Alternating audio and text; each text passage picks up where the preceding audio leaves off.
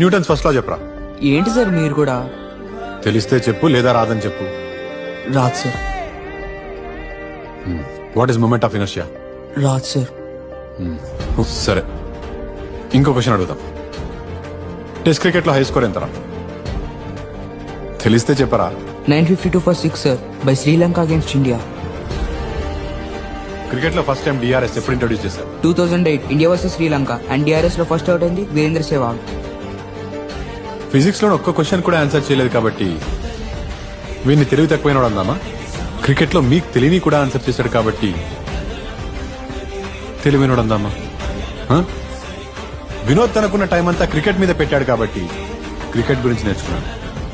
అదే time physics లో పెడితే ఫిజిక్స్ కూడా నేర్చుకుంటాడు, లేదా ఇంకా దేని మీదైనా పెడితే అది నేర్చుకుంటాడు.